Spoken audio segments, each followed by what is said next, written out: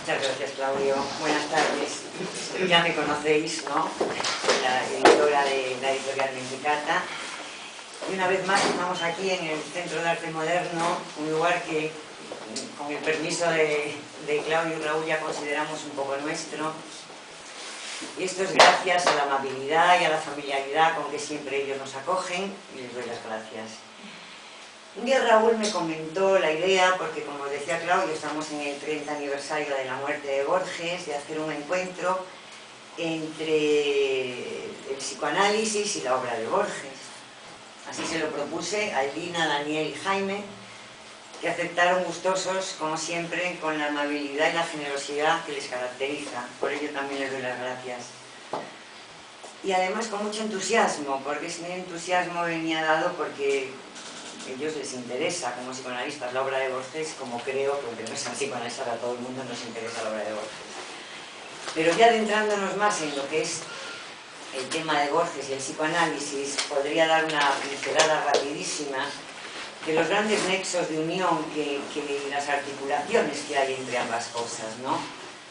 Por ejemplo, una gran proeza de Borges, ¿no?, fue hacer que todo lo natural nos resulte raro, que lo extraño se nos haga familiar, tema tan trabajado en Freud y en Luminoso, ¿no?, resaltando lo habitual como lo insólito, ¿no?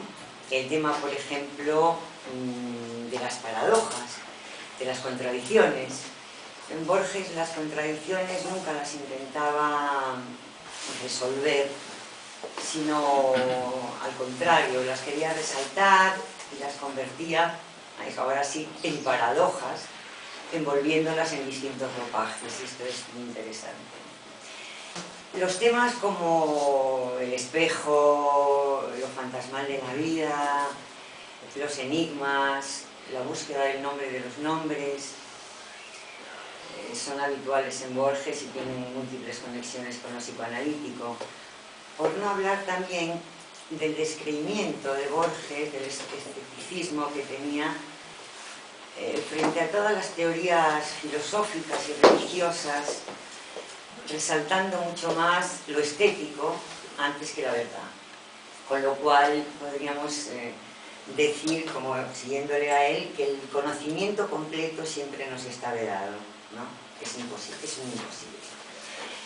Bueno, hoy Elina, Daniel y Jaime, que bueno, casi no necesitan presentación, pero decir que son psicoanalistas, titulares con función didáctica de la Asociación Psicoanalítica de Madrid y también autores de diferentes libros de psicoanálisis, de poesía y de ficción. Nos vamos a hablar hoy, Daniel va a trabajar el tema del golem, esa figura tan inquietante en Borges, en donde se refleja que Borges tenía un profundo conocimiento de la cábala, ¿no? Y yo creo que Dani también. Después nos va a hablar Elina, que Elina va a trabajar, como es poeta además, ¿no?, en el tema de la poesía a través de Borges y Freud, poniendo en evidencia cómo toda creación es una creación ex nihilo, toda creación está atrapada o sujeta a una cadena de deudas, ¿no?, y ese tema todo de la transmisión. Después Jaime nos va a reflexionar sobre el tema de la identidad y la repetición en el singular relato de Pierre Menard, autor del Quijote. Espero que disfrutéis mucho de estos trabajos y que además las palabras que ellos hoy nos comuniquen no sean eso, meros instrumentos de comunicación, sino, como decía Borges, sean símbolos mágicos y música. Sin más, os voy a dejar con ellos. Luego tendremos un breve coloquio y luego un brindis, que puede ser por la magia y la música de las palabras y por todos vosotros que habéis hecho posible y hacéis posible siempre que estas tertulias, estos encuentros se sigan dando. Muchísimas gracias.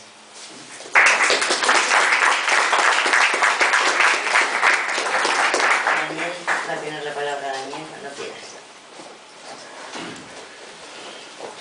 Bueno, yo he titulado mi pequeño trabajo Borges y el Golem.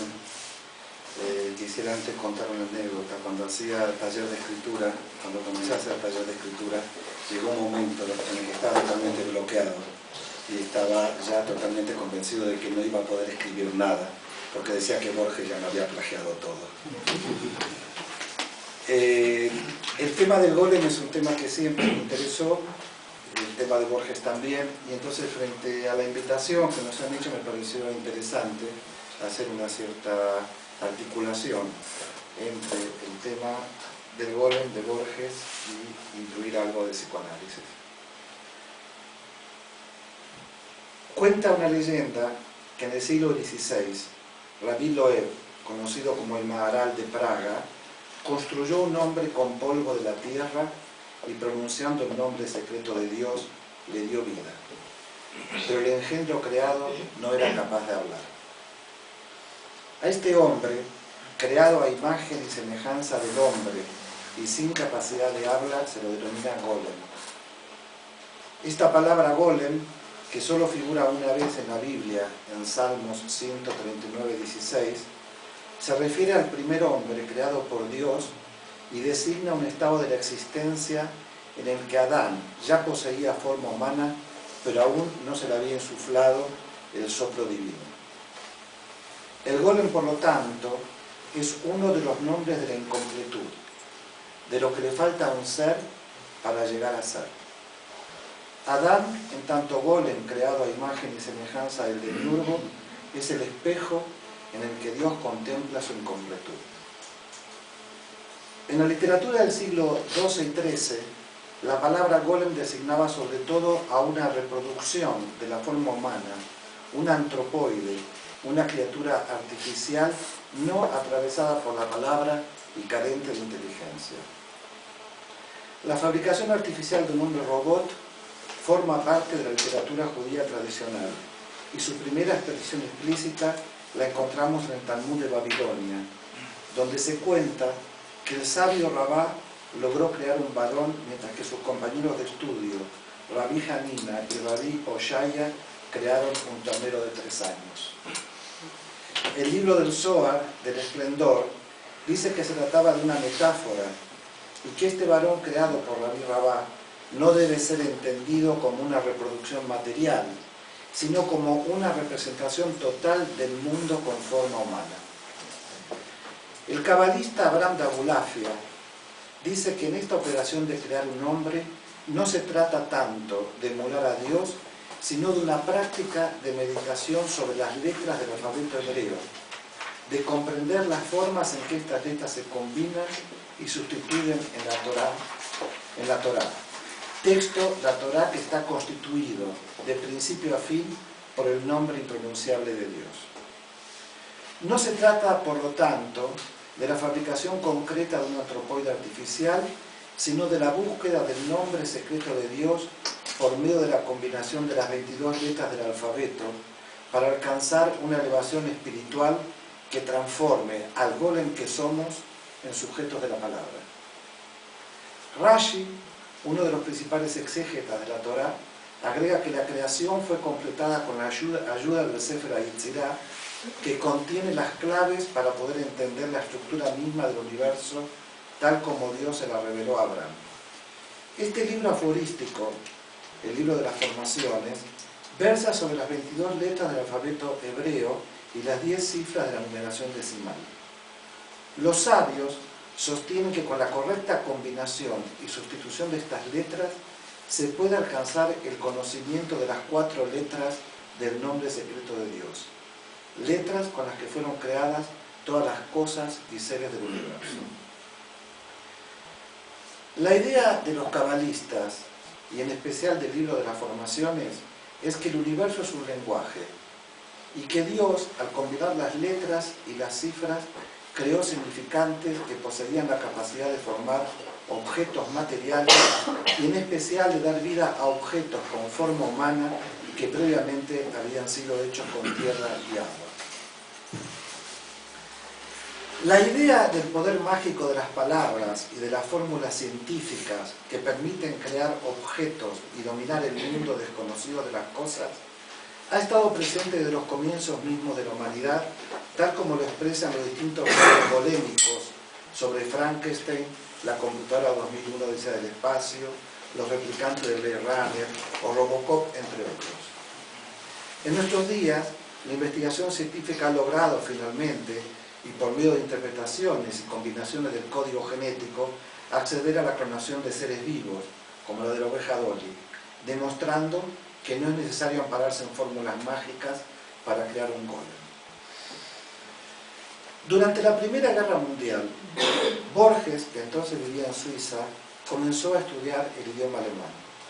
Dice Heisenberg: se zambulló en la crítica de la razón pura, pero la prosa kantiana lo derrotó, y entonces se dirigió hacia la poesía, hacia lyrisches intermezzo de Heinrich Heine.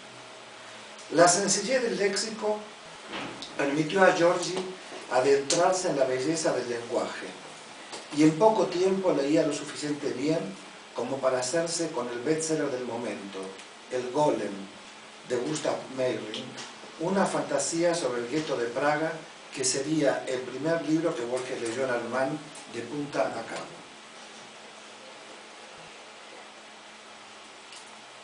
En 1969, Borges viajó a Israel por primera vez y conoció a Gershom Scholem, de quien se nutrió sus escritos sobre el misticismo judío y a quien ya le había rendido homenaje en un poema del año 1958 que se titula El Golem.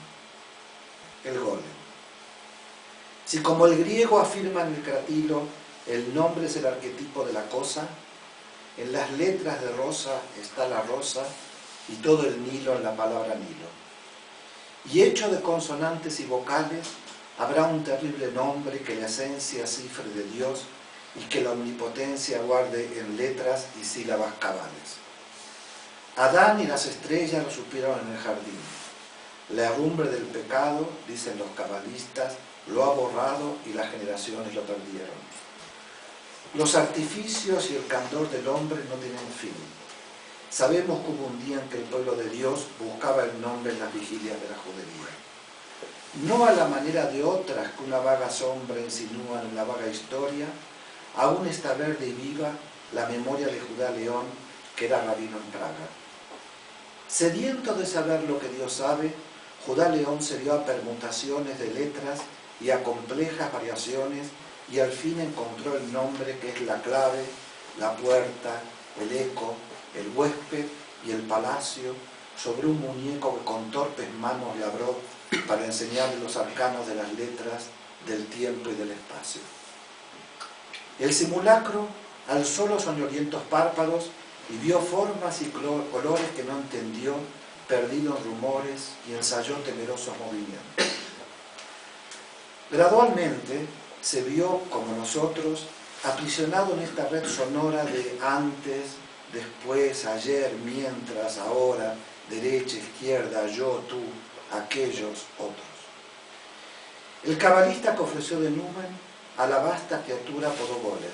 Estas verdades las refiere Scholem en un docto lugar de su volumen. El rabí le explicaba el universo. Esto es mi pie, esto el tuyo, esto la soga. Y logró al cabo de años que el perverso barrera bien o mal la sinagoga. Tal vez hubo un error en la grafía o en la articulación del sacro nombre. A pesar de tan alta hechicería, no aprendió a hablar el aprendiz de hombre. Sus ojos, menos de hombre que de perro, y harto menos de perro que de cosa, seguían a Rabí por la dudosa penumbra de las piezas del encierro. Algo anormal y tosco hubo en el golem, ya que a su paso el gato de Rabí no se escondía. Este gato no está en Scholem, pero a través del tiempo lo adivina. Elevando a su Dios manos filiales, las devociones de su Dios copiaba, o estúpido y sonriente se agolcaba en cóncavas alemas orientales. El rabí lo miraba con ternura y con algún horror.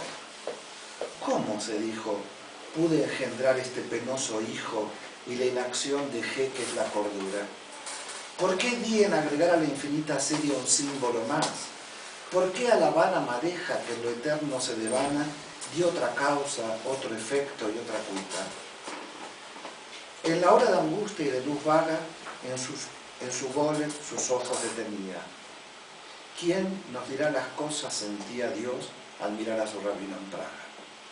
Este es el poema que Borges dedica al Señor. Como dice Borges, en la vindicación de la Cábala, año 1931, en su interés por el tema, no se trata de una sobrevaloración de la creencia cabalística, sino de los procedimientos hermenéuticos o criptográficos que a ella conducen. Lo cierto es que no son pocos los temas cabalísticos que coinciden con su interés. En primer lugar está el concepto de la inspiración mecánica de la Biblia. Los cabalistas abordan el estudio del libro del Génesis con la certeza de que no hay en él espacio ni letra para la casualidad. Sostienen que no hay azar en la escritura de la creación.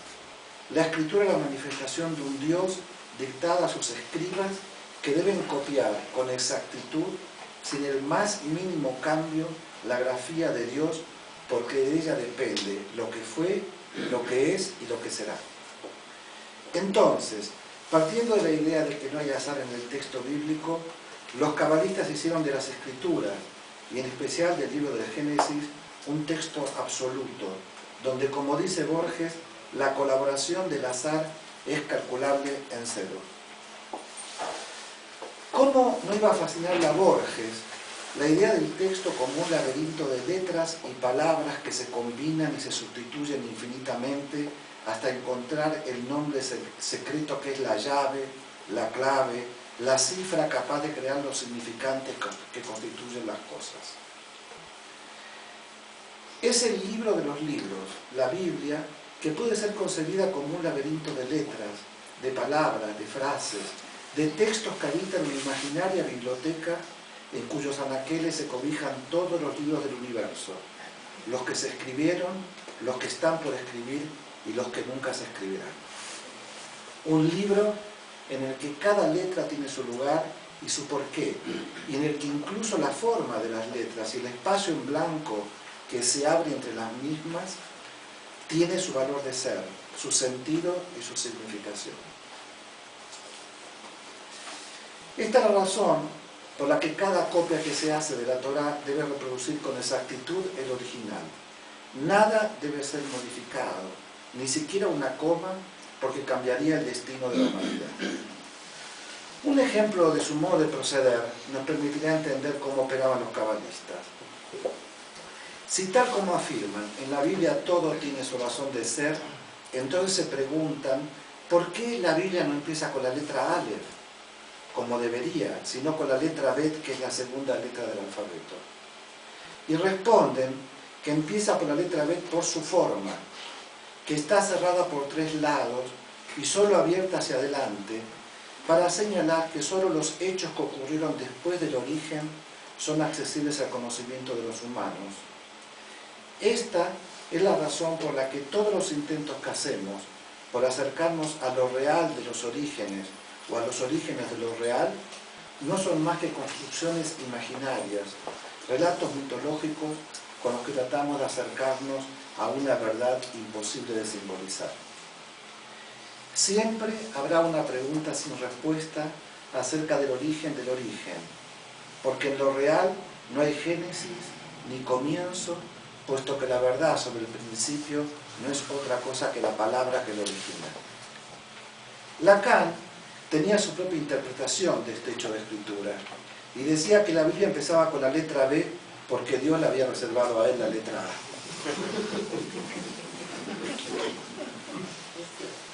Otro tema que fascinaba a Borges en el Golem y que aparece en el poema es el del doble, el del espejo, el de la repetición exacta de un modelo, el de la reproducción imposible de lo idéntico, la afirmación de que no hay eterno retorno y de que lo diferente se impone delatando la imposible identidad, como le ocurre a Pierre Menard, que en el acto de escribir el Quijote, tal como fue escrito por Cervantes, crea una nueva obra literaria.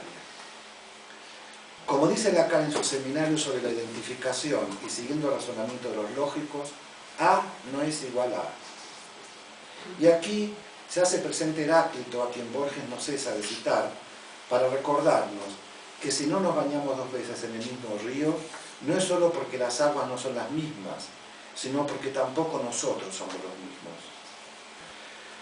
Cuenta la leyenda que el profeta Jeremías y su hijo Sira estudiaron el Sefer HaYetzirah, y al cabo de 3 años de combinar las letras según los principios de la Cábala, lograron crear un nombre que en su mente tenía escrito Yahvé Elohim Emet, Dios verdad.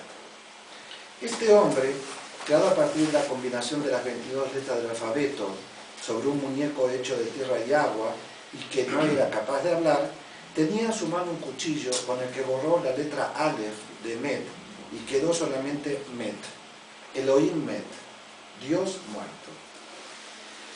Jeremías comprendió que el hombre no debía igualarse a Dios en su creación y que el estudio del Sefer HaYetzirah, el libro de las formaciones, solo debía tener como objetivo el de conocer la fuerza y la omnipotencia del Creador.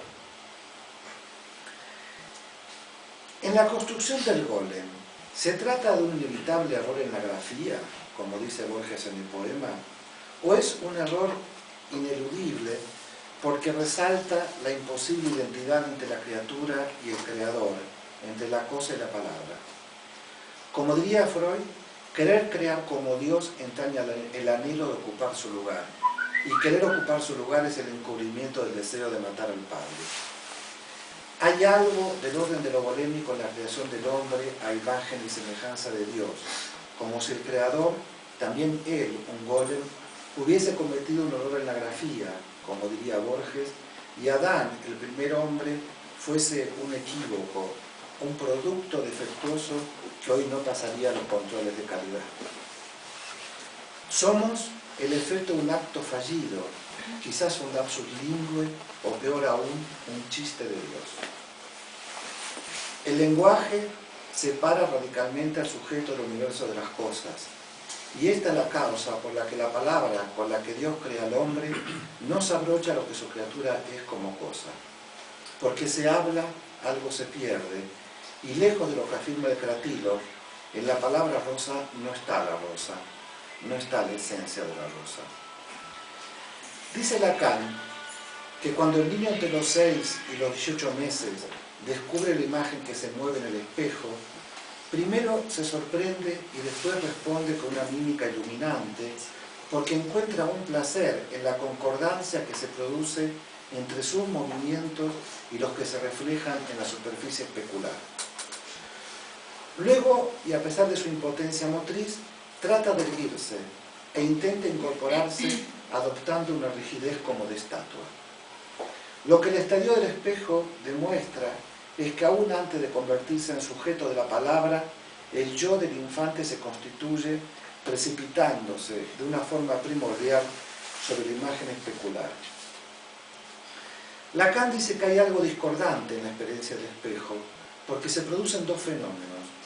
Por un lado está la imagen del espejo, que provoca efectos sobre el cuerpo del bebé, y por otro lado hay una transformación psíquica que culmina en la constitución del yo. Hay una discordancia del yo con esa imagen con la que se identifica, porque se presenta como imagen invertida.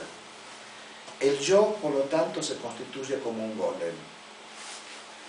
Para que esta imagen de completud se consolide, para que el niño deje de ser un golem sometido a los vaivenes del narcisismo y de la angustia de fragmentación, es necesaria la intervención de un otro que por medio de su mirada deseante y de sus significantes le insufle el Ruach Elohim, el soplo divino, la palabra que le confirma que él es eso que aparece como otro, como imagen en el espejo.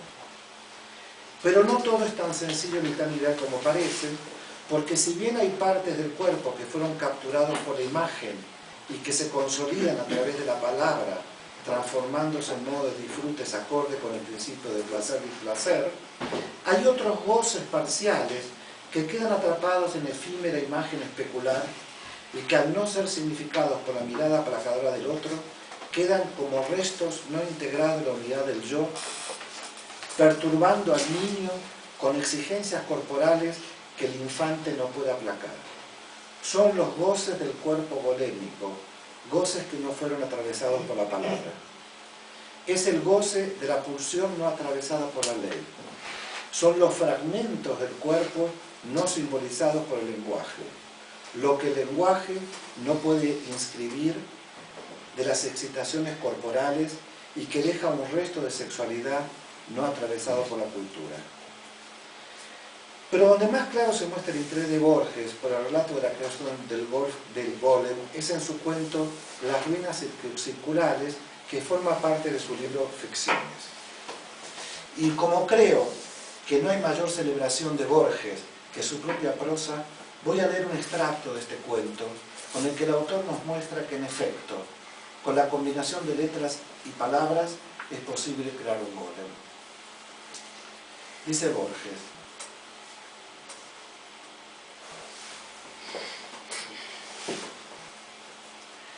el propósito que lo guiaba no era imposible, aunque sí sobrenatural. Quería soñar un hombre, quería soñarlo con integridad minucioso e imponerlo en la realidad. Lo soñó activo, caluroso, secreto, del grandor de un puño cerrado, color granate en la penumbra de un cuerpo humano aún sin cara ni sexo. Con minucioso amor lo soñó durante 14 lúcidas noches. Cada noche lo percibía con mayor evidencia. No lo tocaba, se limitaba a atestiguarlo, a observarlo, tal vez a corregirlo con la mirada. Lo percibía, lo vivía desde muchas distancias y desde muchos ángulos. Soñó un hombre íntegro, un mancebo, pero éste no se incorporaba, ni hablaba, ni podía abrir los ojos. Noche tras noche, el hombre lo soñaba dormido. En las cosmogonías gnósticas, los demiurgos amasan un rojo Adán que no logra ponerse de pie. Tan inhábil y rudo y elemental como ese Adán de polvo, era el Adán de sueño que las noches del mago habían fabricado. Una tarde, el hombre casi destruyó toda su obra, pero se arrepintió. Más le hubiera valido destruirla. Agotados los votos a los númenes de la tierra y del río, se arrojó a los pies de la efigie, que tal vez era un tigre y tal vez un potro, e imploró su desconocido socorro.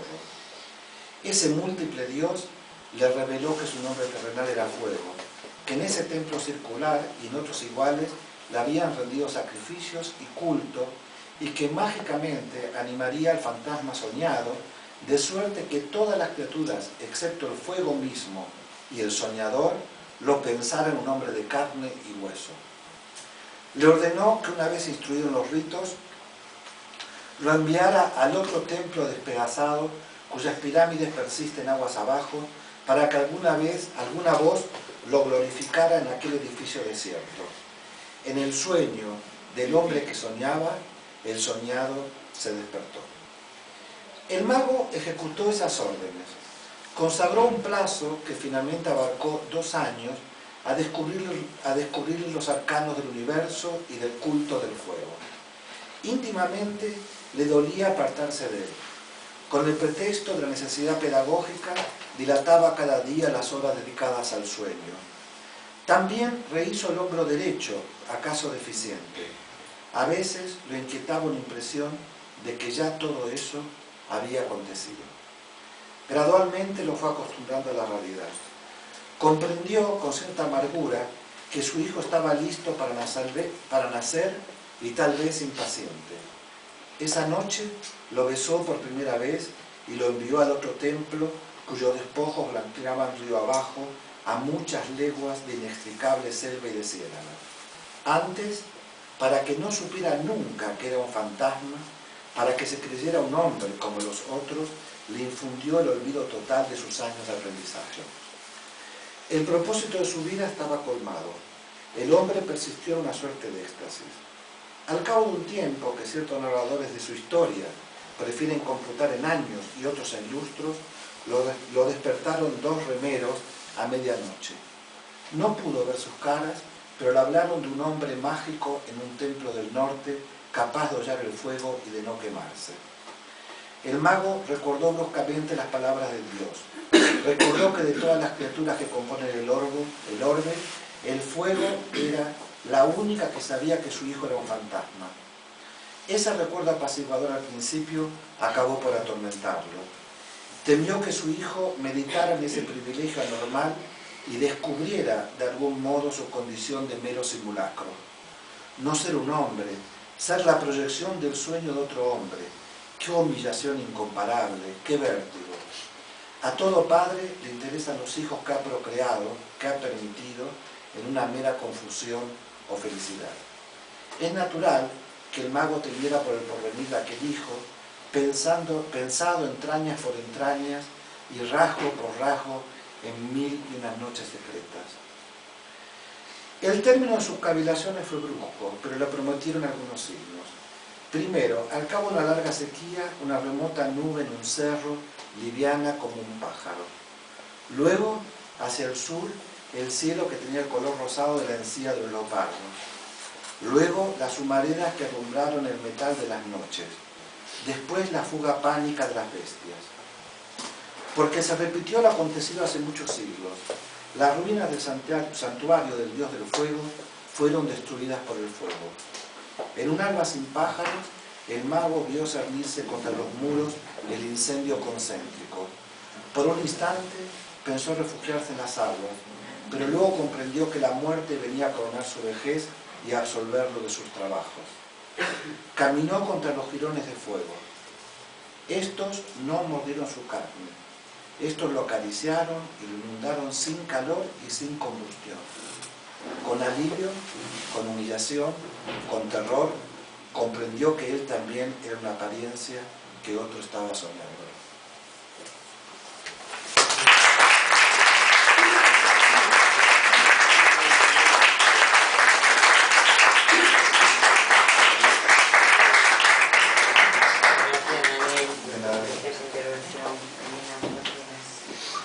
Gracias por estar aquí.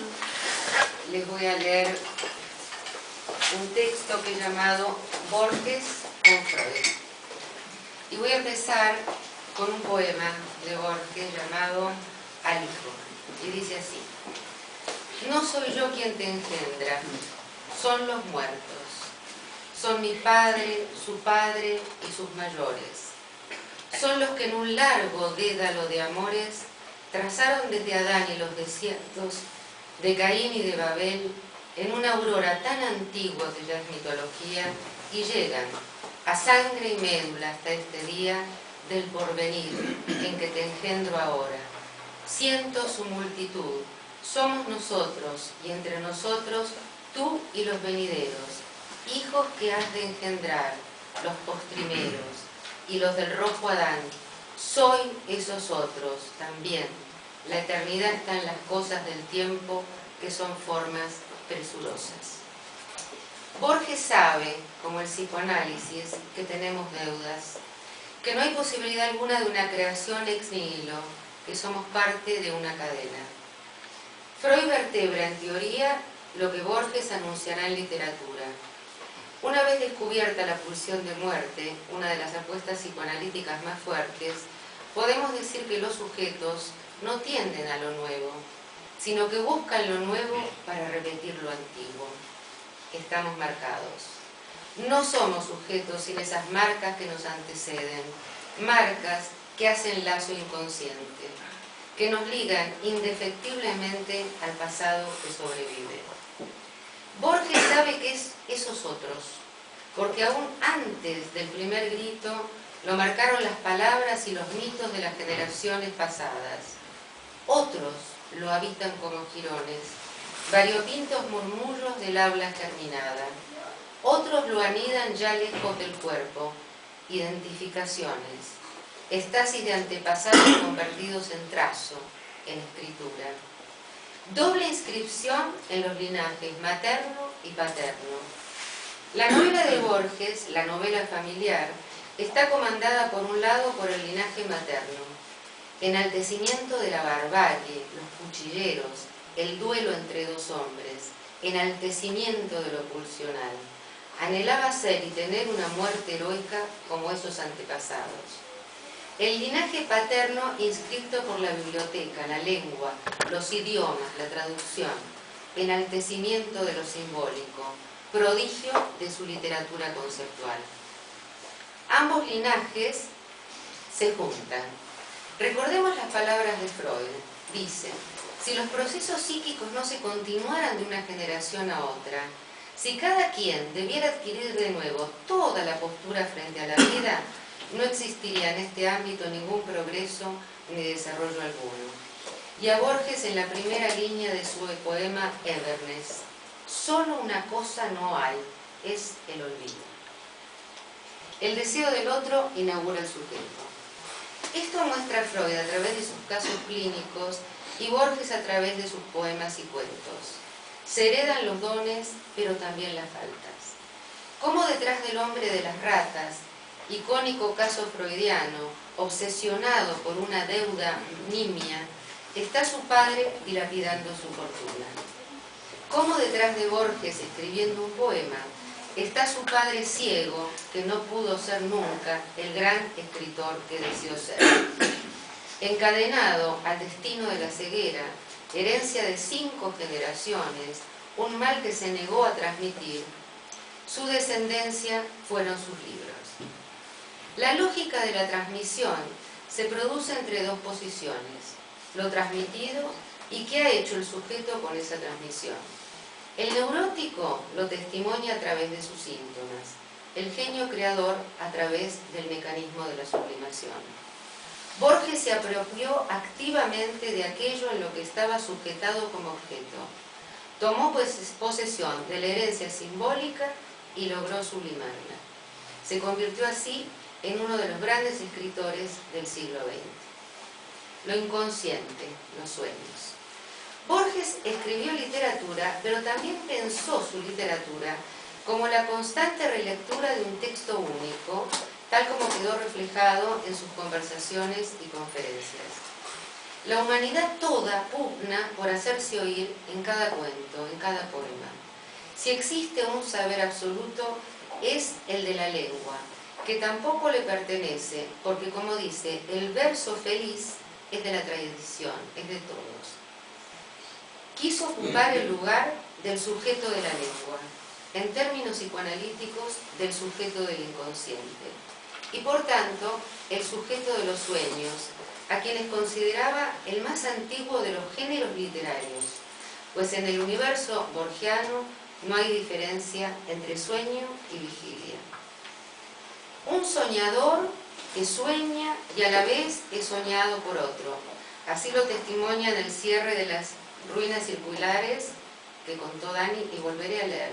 Con alivio, con humillación, con terror, comprendió que él también era una apariencia, que otro estaba soñándolo.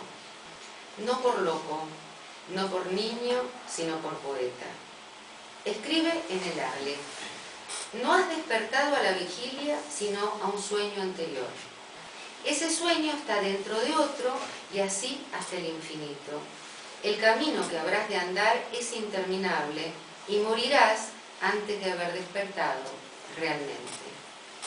Y escribe en el Hacedor: sentir que la vigilia es otro sueño que sueña no soñar.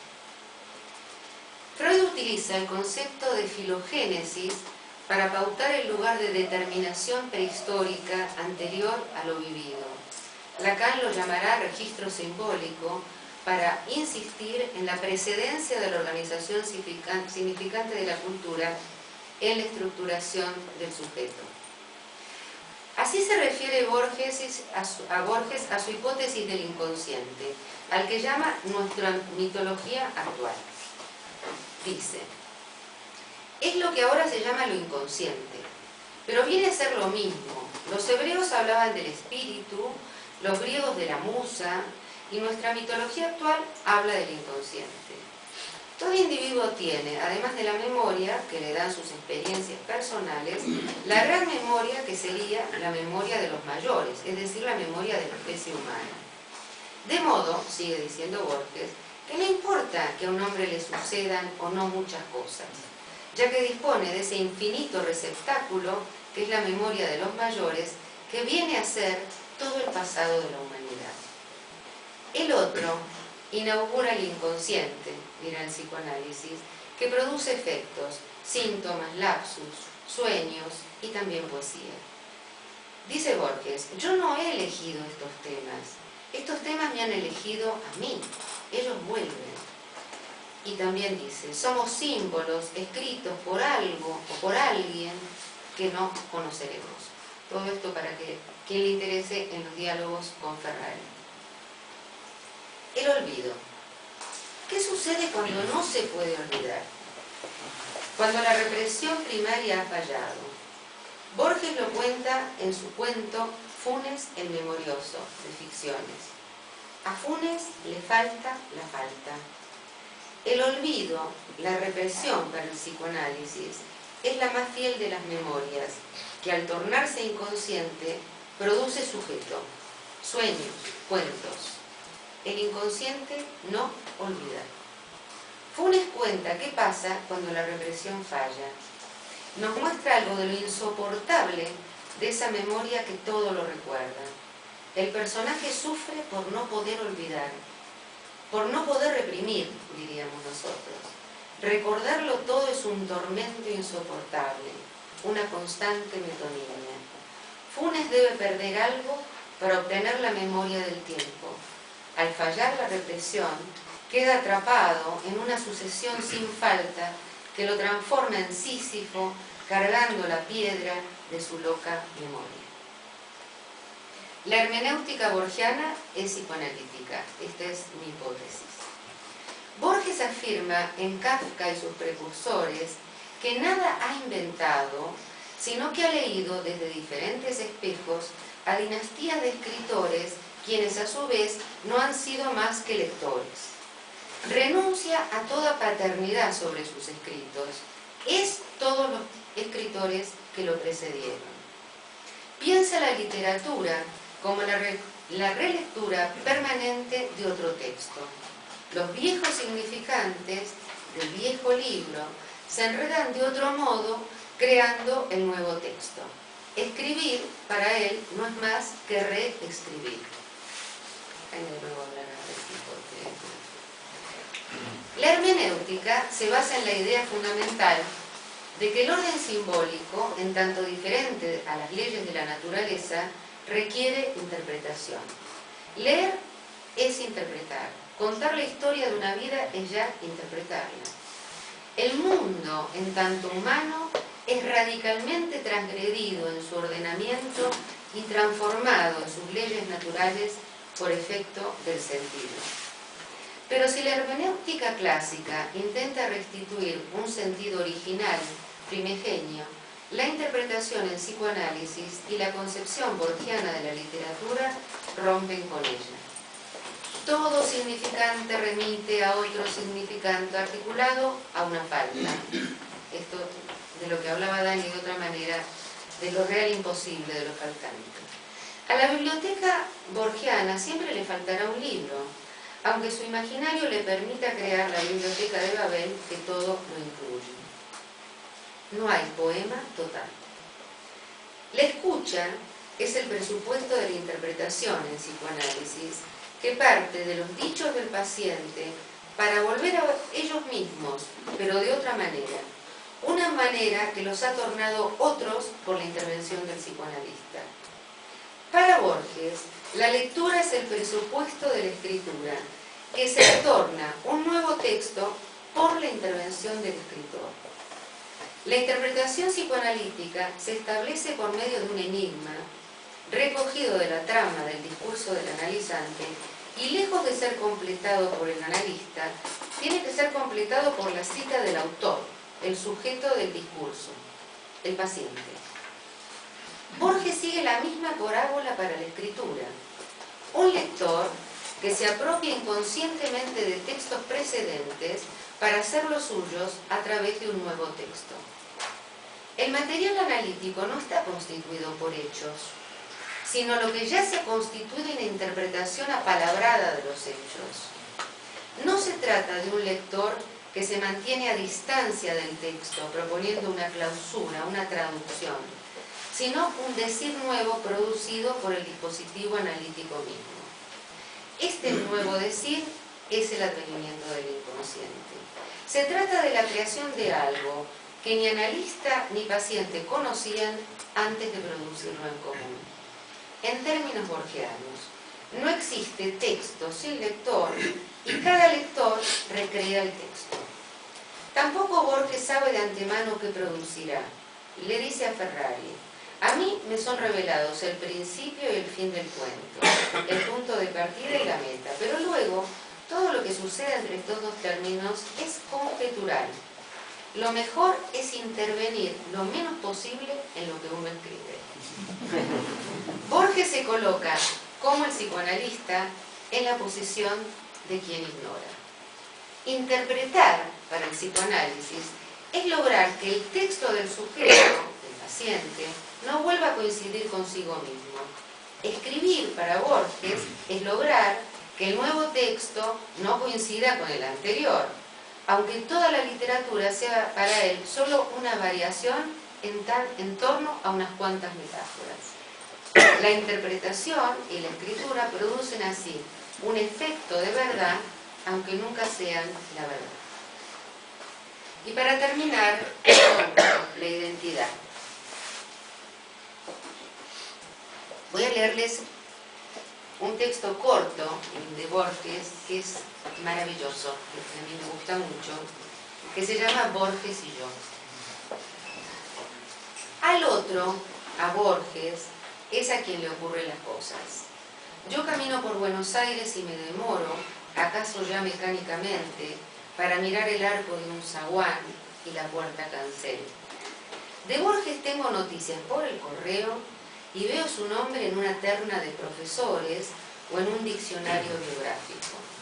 Me gustan los relojes de arena, los mapas, la tipografía del siglo XVIII, las etimologías, el sabor del café y la prosa de Stevenson. El otro comparte estas preferencias, pero de un modo vanidoso que las convierte en atributos de un actor. Sería exagerado afirmar que nuestra relación es hostil. Yo vivo, yo me dejo vivir para que Borges pueda tramar su literatura y esa literatura me justifica. Nada me cuesta confesar que ha logrado ciertas páginas válidas, pero esas páginas no me pueden salvar, quizá porque lo bueno ya no es de nadie, ni siquiera del otro, sino del lenguaje o de la tradición. Por lo demás, yo estoy destinado a perderme definitivamente y solo algún instante de mí podrá sobrevivir en el otro. Poco a poco voy cediéndole todo, aunque me consta su perversa costumbre de falsear. Spinoza entendió que todas las cosas quieren perseverar en su ser. La piedra eternamente quiere ser piedra y el tigre ser tigre.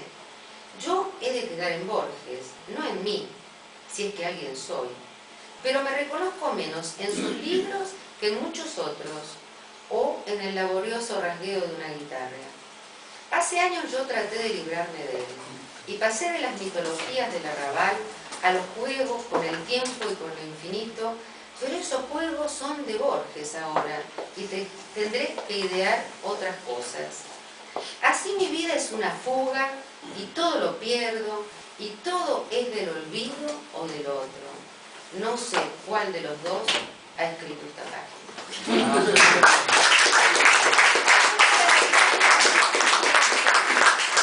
Para hablar de este texto, el nombre, diremos desde el psicoanálisis, divide.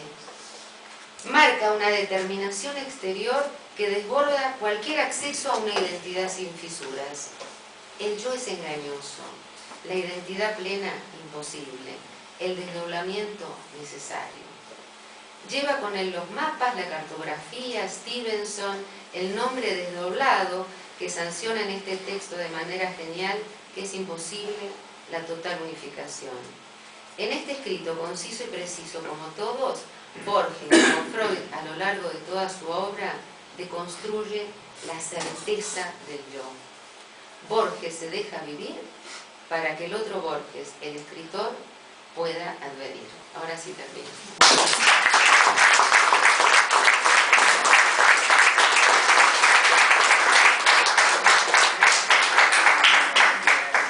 Bueno, la verdad, yo quería comenzar para poder metabolizar y digerir la belleza de los textos de Daniel, de Nina, la presentación de Begoña, que me pareció muy sugerente también cuando nos presentó, y le agradezco a Mentecata el poder haber organizado esto.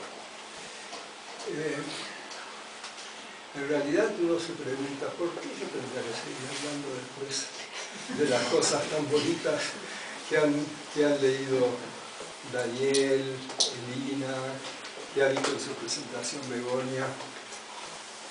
Y yo creo que lo único que salva que yo tenga la posibilidad de un discurso es algo que a mí me es muy caro decir, sentir, vivir, y que creo que tiene mucho que ver con todo lo que se planteó acerca de Borges.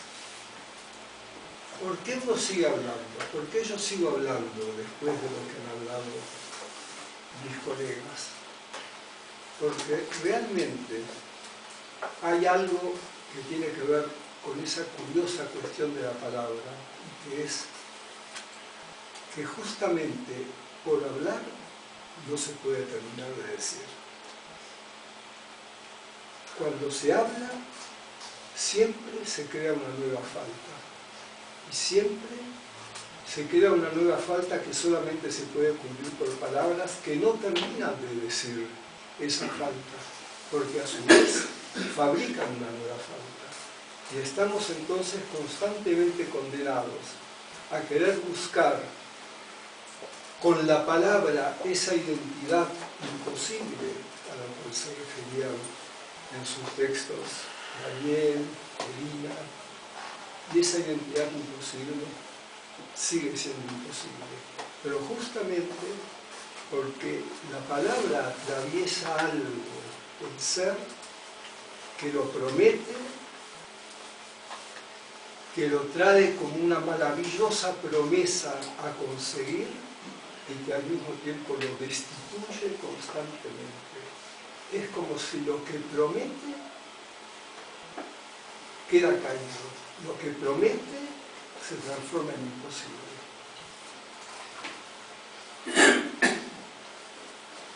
Por eso, de alguna manera, uno sigue hablando, porque quiere saber qué más hay que decir de Borges. Y uno puede decir, ¿qué más hay que decir de Borges? Y entonces nos transformamos un poco en Pierre Menard, autor del Quijote, porque nos transformamos en alguien que podría querer llegar a una identificación, a un saber sobre Borges, a un poder copiar a Borges como Pierre Menard quería copiar al Quijote. Y de hecho Pierre Menard tuvo una fantasía de que quería copiar totalmente lo que Cervantes había escrito, el Quijote de Cervantes. No podía conseguirlo, pero tampoco quería ser Cervantes, quería seguir siendo Menard. Con lo cual se le plantea una problemática tremenda, que es que quería poder ser el otro sin dejar de ser él. Que podía querer identificarse absolutamente con el escrito de Cervantes sin perder su propia identidad. Pero con una paradoja tremenda, que su propia identidad no podía constituirse sino en esa copia. Pero en esa copia tampoco él podía llegar a ser. Algo de esto es lo que los psicoanalistas podemos hacer, por ejemplo, con Borges hoy, pero con Freud, en nuestro trabajo, en nuestra comprensión del texto de Freud. Quisiéramos ser un poco Pierre Menard, autores del Quijote.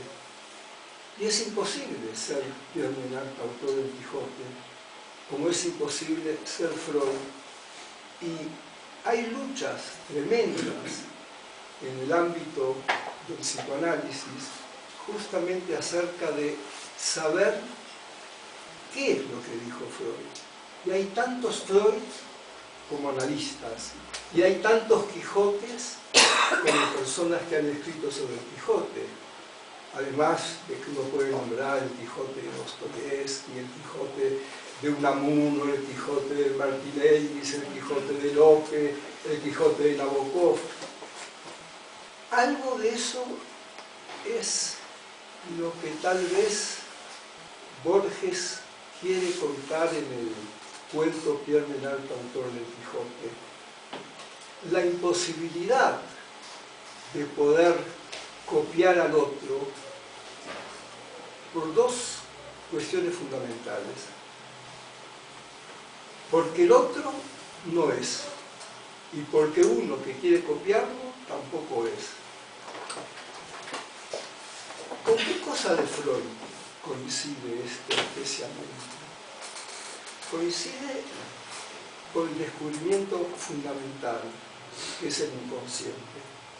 Y el inconsciente, fundamentalmente, básicamente, esencialmente, es lo que podríamos decir la ruina y la destitución del concepto de ser.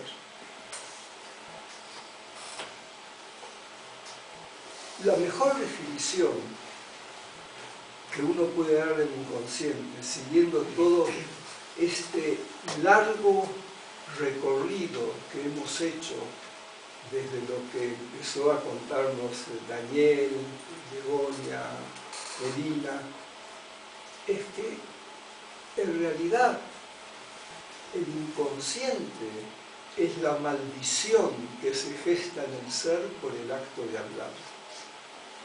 El ser es lo que queda destituido.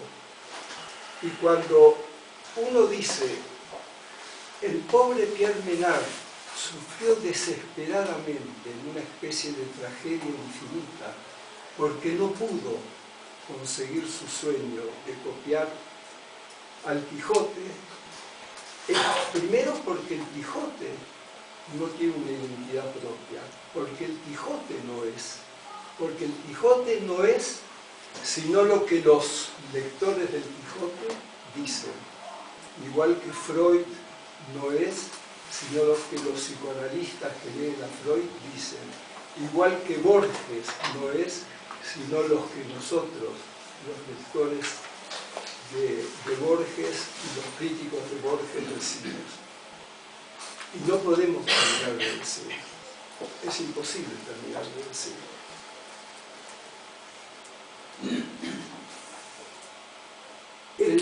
El psicoanálisis tiene un elemento fundamental para decir algo sobre Pierre Menard, autor del Quijote, que es la ética de la identificación. La identificación para los psicoanalistas, pero sobre todo para Freud, es un acto específicamente ético. Es un acto por el cual los seres humanos, y esto entronca con el golem, y entronca con la deuda, los seres humanos no somos lo que ontológicamente, no somos los que biológicamente somos, sino que tenemos que ser otra cosa de lo que somos. Estamos llamados a ser otra cosa de lo que somos. Tenemos que ser otra cosa del sujeto ontológico o del sujeto metafísico o del sujeto que es en su propio ser. No puede ser lo que es, tiene que ser otra cosa de lo que es. Daniel dijo contra el queratilo que la rosa no está en el nombre de la rosa. Elina habló de la deuda. El sujeto humano no está nunca sino en el nombre que se le pone, pero tampoco está en ese nombre porque está siempre en deuda con ese nombre, cuando se lo nombra y cuando se lo incita a hacer algo distinto del sujeto ontológico, del sujeto biológico, que no es nadie, se lo incita a hacer otra cosa, pero otra cosa que nunca podrá alcanzar a ser. Va a estar en deuda con su nombre y no va a poder nunca sino sentirse una criatura sexual, animal, que jamás estará a la altura de su nombre, que nunca sabe lo que el nombre le incita a hacer, que nunca sabe qué es lo que el nombre le propone ser, y que está siempre en deuda con algo de esa realización, y que está siempre en culpa con algo de esa realización. Por eso hay algo del ser humano que en su ser es ser culpable, y ser culpable de no estar nunca a la altura de su nombre, ser culpable de no saber nunca cuándo puede realmente coincidir con él. Que A no es igual a... es una cuestión fundamental que Freud planteó en su ética de la identificación, y planteó con el concepto del consciente. Porque Freud, en realidad, puso de relieve algo que es esencial en una crítica a la lógica de la metafísica de la razón, que es que lo real está constituido por lo idéntico. Que lo real sea lo idéntico, que A sea A, es la falacia fundamental de la razón. Y en esto hay algo de lo que el psicoanálisis entronca con Borges, que está constantemente jugando con la deconstrucción de las identidades y con la deconstrucción de la razón. En Pierre Menard, por ejemplo, una de las cosas irónicas y graciosas es tomar textos idénticos al del Quijote con el texto que atribuye a Pierre Menard como si fueran cosas totalmente diferentes. O llega a decir cosas tan curiosamente graciosas o irónicas como ¿cómo se puede atribuir a Madame de Bachelier un texto que es de Madame de Bachelier? Jugando a deconstruir totalmente al sujeto, a la identidad, a la relación de las palabras con las cosas, porque los dos textos idénticos pueden decir cosas distintas. Cuando Freud, con el concepto de inconsciente, rompe el concepto de que lo real es lo idéntico, introduce algo, a mi juicio, fundamental, algo absolutamente radicalmente novedoso contra la lógica de la razón. La razón pasa a ser, podríamos decir, el sinónimo de la mayor locura. La razón pasa a ser el sinónimo de la mayor locura, como Borges, que amaba tanto a Chesterton, toma una de las frases más maravillosas de Chesterton, que dice: al loco le falta todo, el loco ha perdido todo, menos la razón. Es maravilloso pensar en esta cuestión. ¿Qué quiere decir que el loco ha perdido todo, menos la razón? Es que la razón es lo que enloquece. Y sí, la razón enloquece porque la razón implica una obsesión por el fenómeno identitario, una obsesión de que lo real es lo idéntico. Y esa obsesión es tan intensa en la locura que el sujeto, por decir, es idéntico a sí mismo, tiene que formar un delirio, el delirio típico de los locos, que son Napoleón. Porque solamente puede retornar una fantasía de lo idéntico a través de una identificación con una identidad imposible. Y la identidad imposible de los locos es la identidad de un ser imposible.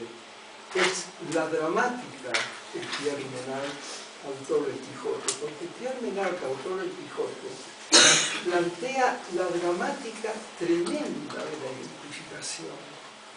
Si A no es igual a A, si el sujeto que se va a identificar no es igual a sí mismo, si el sujeto que se tiene que identificar en el momento de querer identificarse consigo mismo tiene que desdoblarse, y esto tiene que ver con el fenómeno del espejo. El espejo junta al que se mira con la imagen que ve, pero el espejo también desdobla al que se mira con la imagen que ve. El espejo en su intento de juntar separa. Igual que el A en el momento de juntarse con A se separa. La identidad se rompe. Y el descubrimiento del inconsciente en Freud fundamentalmente es la escisión en el sujeto, la identidad imposible en el sujeto. Esa identidad imposible, esa escisión en el sujeto,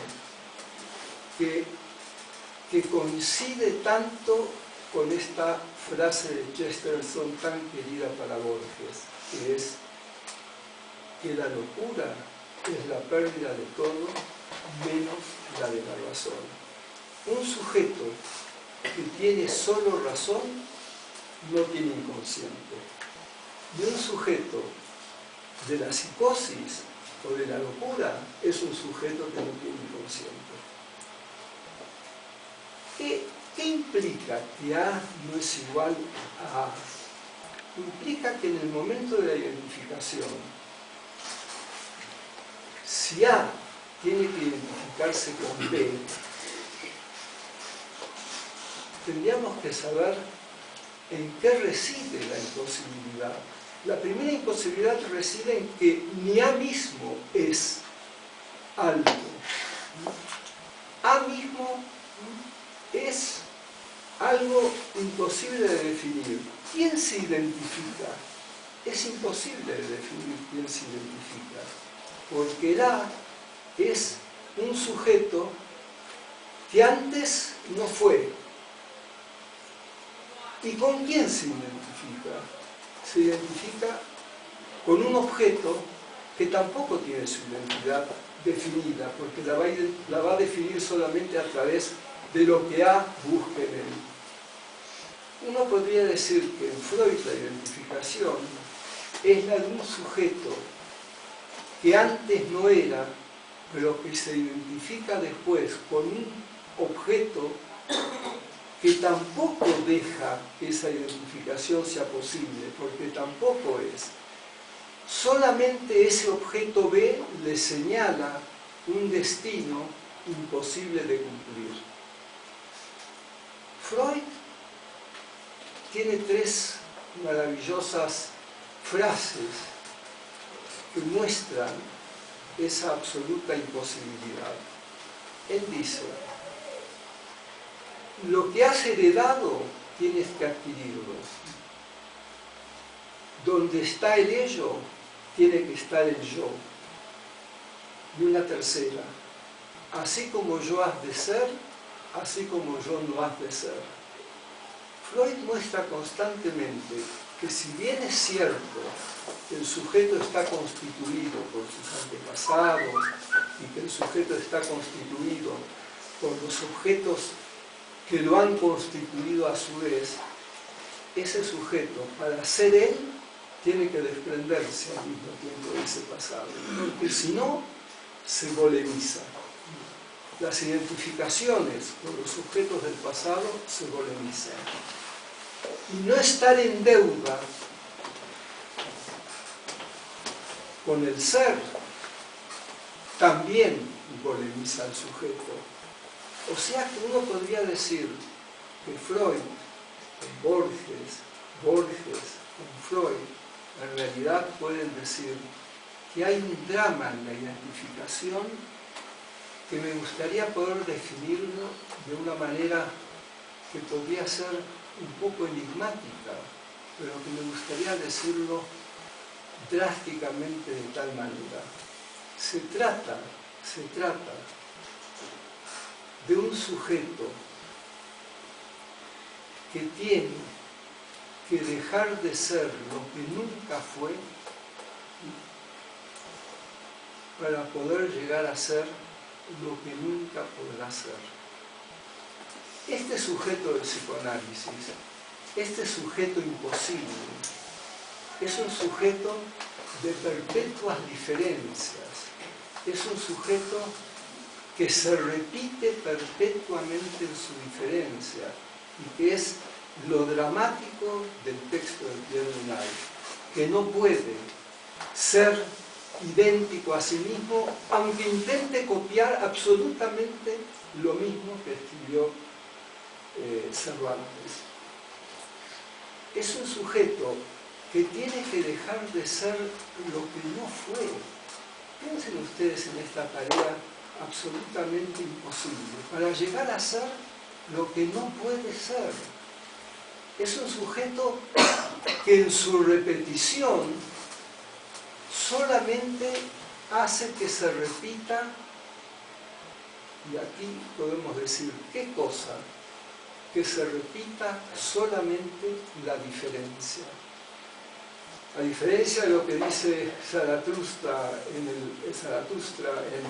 en el eterno retorno nietzscheano, el eterno retorno de lo mismo, Deleuze, con su enorme riqueza y con su enorme fineza, dice que efectivamente siempre retorna lo mismo, pero que lo mismo que retorna es la diferencia, es la imposibilidad de que retorne lo idéntico, porque si algo fuera idéntico a sí mismo, ni habría repetición, ni habría retorno de nada.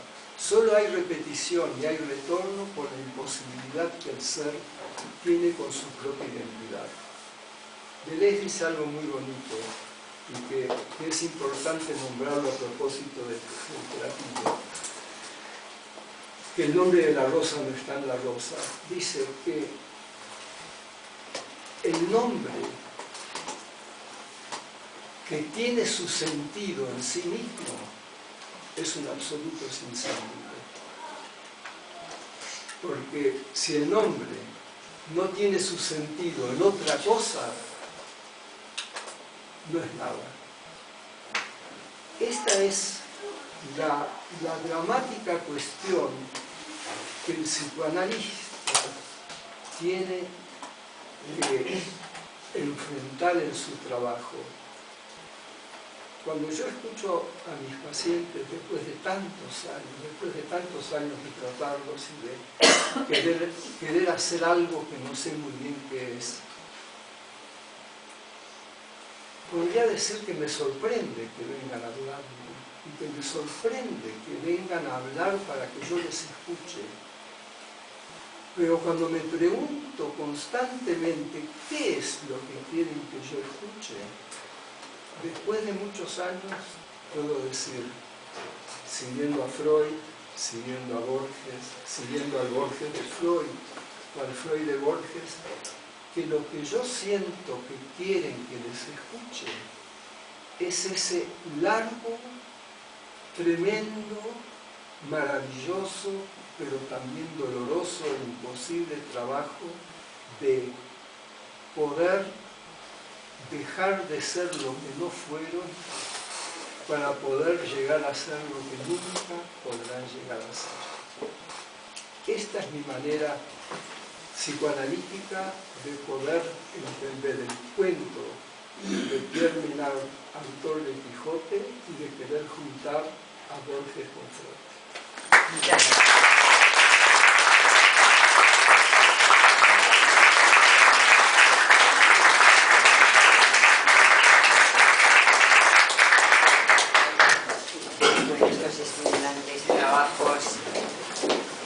imposibles, hablando de tanto de imposibilidades.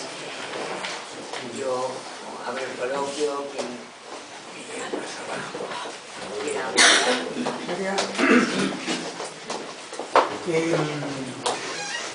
bueno, por supuesto me ha gustado escuchar Carlos Chocoles. Gracias, voy a... Es imposible tocar todas las teclas, pero vamos, hay una... En esto último, esto fue en su disertación, y en el final hay una cosa que en ningún momento casi no mencionaste, o está subliminal en lo que has dicho al final. Te decía, ¿por qué la gente viene y por qué yo sigo? ¿Por qué hablo? ¿Por qué esto no callo? ¿Por qué no me convierto en golem? En definitiva. Y el tema, yo lo llamaría la búsqueda de la complicidad. Es decir, yo creo que esa, aparte de ver el problema en sí, por así decirlo, si cabe, de la problemática, digamos, humana, en el sentido en que se ha mencionado aquí, hay otra cosa que es interesante también de ver, que es la mecánica que despierta esa problemática. O sea, hay una problemática o vamos a decir, unas características de lo que sería el ser humano que lo hacen sufrir, lo hacen vivir trágicamente, en el sentido que mencionabas, más que dramáticamente es trágico, ¿no? Pero la segunda parte es el resultado, digamos, o sea, a dónde va precisamente el ser humano como producto de lo que, bueno, Rilke llamaba la actividad invertida, y es lo que estamos hablando del hecho de poder ser consciente de sí sin ser consciente de nada, ¿no? Pero bueno, así que ese mecanismo es el que me parece realmente más interesante o más abordable en todo caso. El otro sí que es no abordable. Y en ese sentido pienso que el eje o el elemento que se despierta y que se pone en marcha, digamos, producto de eso es la complicidad. Complicidad que empieza desde el nacimiento o antes del nacimiento, como decía Guignard, ¿no? O sea, ya en el vientre de la madre, digamos, hay una serie de mensajes que nos imponen el que seamos normales, por así decirlo, de que entremos en la dinámica, ¿no? O sea, que no nos volvamos locos, que podamos transmitir y que podamos multiplicarnos, porque ese es el mensaje, ¿no? Entonces, dentro de unos cánones, dentro de un camino que no nos sacamos mucho de ahí, que no nos volvamos golems, etcétera, etcétera, ¿no? Entonces ahí nace la necesidad de la complicidad. Y, mejor dicho, la complicidad está presente desde el principio y la rebuscamos, ¿no? Y eso creo que también es un tema bastante interesante. Hola Carlos, yo la verdad agradezco tu intervención y es interesante lo que dices, muy interesante. La complicidad tiene que ver justamente con la desesperación de la imposible identidad. Si uno es cómplice de la identidad imposible, es cómplice de la falta de ser, es cómplice del no poder terminar de decir. El trabajo psicoanalítico, cuando yo digo que es poder escuchar el sujeto que tiene que dejar de ser lo que no fue para llegar a ser lo que no puede ser, es justamente evitar el golemizar.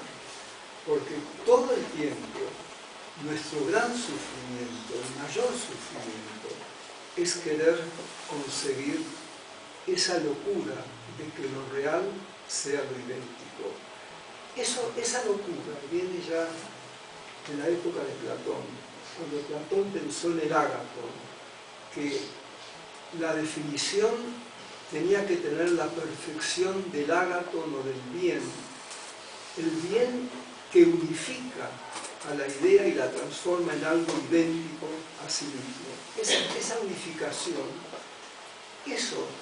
ese sufrimiento, esa locura por el uno, que después se repite ya más en nuestros tiempos, en la época de Hamlet, cuando Hamlet dramáticamente, trágicamente, que es la palabra que te gusta, dice ser o no ser, y nos incita a tener que ser, porque si no, no somos. Es lo que enloquece y lo que el psicoanalista, a mi entender, tiene que poder deshacer, que el sujeto no pueda seguir en esa disyuntiva heroica, trágica de ser o no ser, sino que pueda transformarla en una conjunción que es ser y no ser, y que la cura es justamente que el sujeto mantenga eternamente la deuda para no golemizarse, para no realizar la identificación, para no realizar lo que Pierre Menard quiso hacer con el Quijote, para que siga siendo un palimpsesto, que siga siendo esa tabla donde se reconocen las palabras nuevas que están sobrescritas sobre las palabras viejas que están mal borradas, pero que nunca coincidan, que no coincidan en absoluto, porque la coincidencia es la locura. Lo más peligroso es un psicoanalista que no fuera borgiano o que no fuera freudiano, en el sentido de un psicoanalista que quiera romper la escisión del sujeto, que quiera encontrar su unificación, que quiera desesperarse por la unificación. Es lo mismo que pueden hacer los políticos locos cuando prometen la desalienación si hay una revolución económica, o los religiosos que prometen un encuentro del hombre en sí mismo, o los fascistas que piensan en una desalienación si se purifica la raza. La deuda tiene que ser mantenida y que nadie venga a prometernos que la deuda se puede pagar, porque esa es la locura. La deuda tiene que existir siempre y que siempre nos la condonen. La deuda que tiene que ser condonada no es solo la de Grecia con el Fondo Monetario Internacional. La deuda que tiene que ser condonada es la deuda que tenemos con el ser. Esa deuda tiene que existir y nunca realizarse. Reconocerla, pero nunca pagarse. Y que siempre el otro nos la condone. Bueno, Después. ¿Alguien más? ¿Hay más preguntas? ¿Alguien más quiere intervenir? Pues nos hemos quedado todos un poco polemizados. es un diálogo demasiado intenso con... No hay más que decir. Gracias, Jaime. Bueno, Luis. quería como una reflexión, ¿no?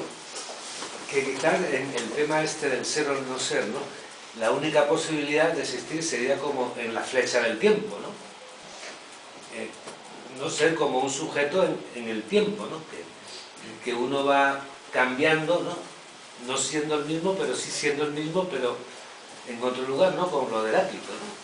Que uno es distinto y es la única manera, ¿no? Porque si uno siempre es o ha llegado a ser, el tiempo se rompe, se interrumpe, se congela, ¿no? Sí, yo diría esto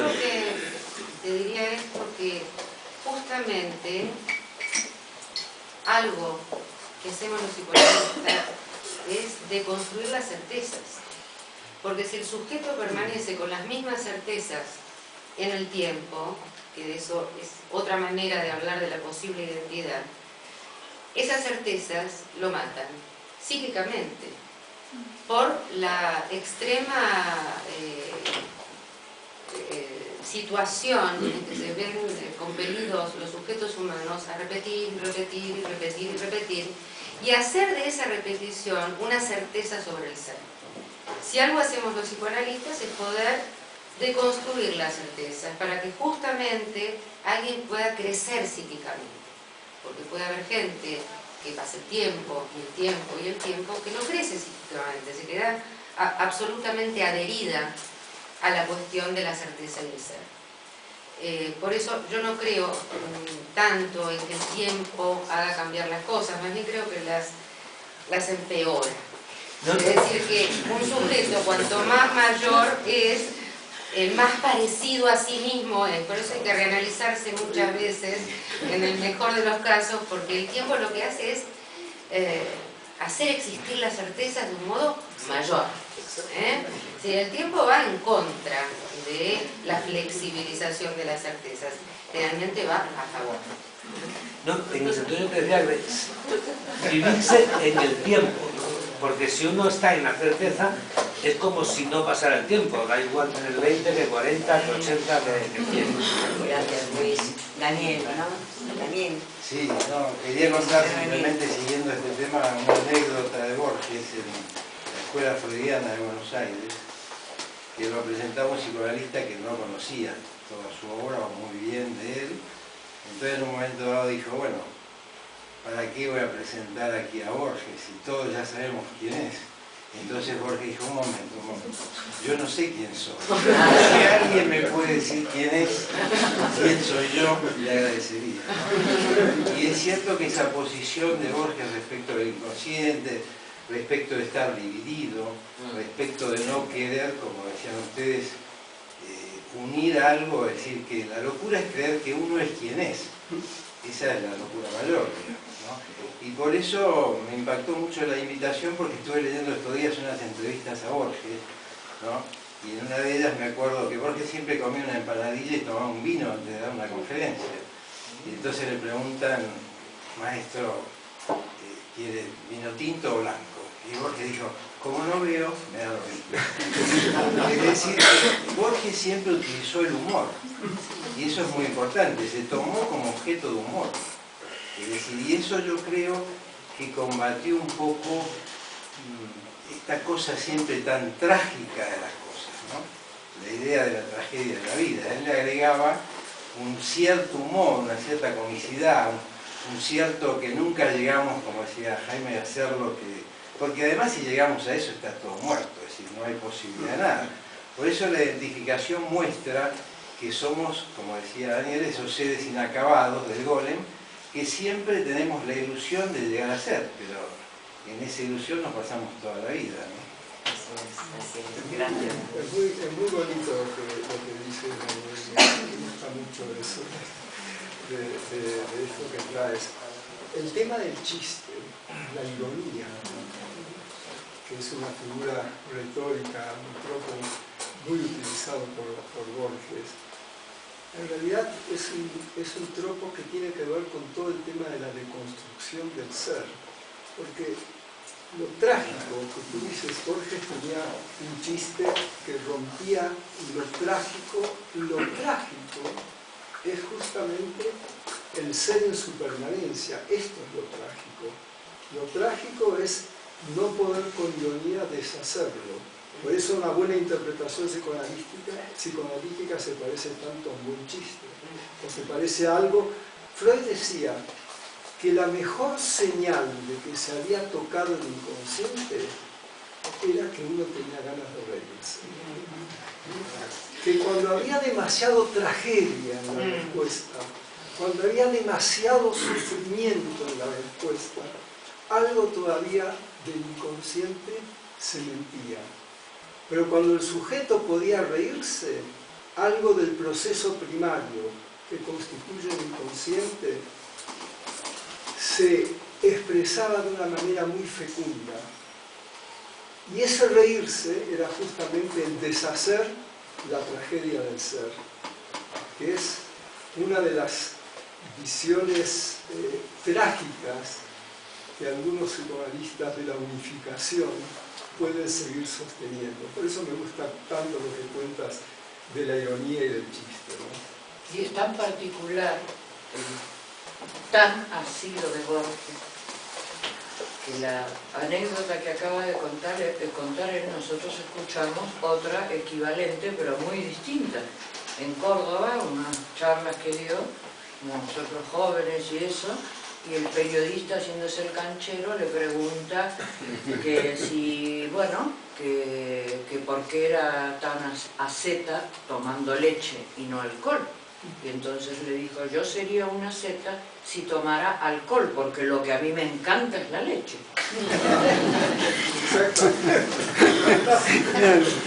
Como dijo Gurriel, soy ateo gracias a Dios. Bueno, ¿queréis añadir algo más? Yo creo que... No, solamente quería estar breve. la literatura, sí. La literatura y la ironía son realmente, o sea, en la alta literatura tiene que haber ironía, porque si no, no es alta literatura y ahí es la salida, digamos, ¿no? O sea, en ese sentido me parece más efectiva casi que cualquier otra que cualquier teoría, ¿no? Por eso es tan certero, por así decirlo, entre comillas, Borges, comparado con cualquier trabajo abstracto de teoría. Bien, muchas gracias. Muchas gracias a todos.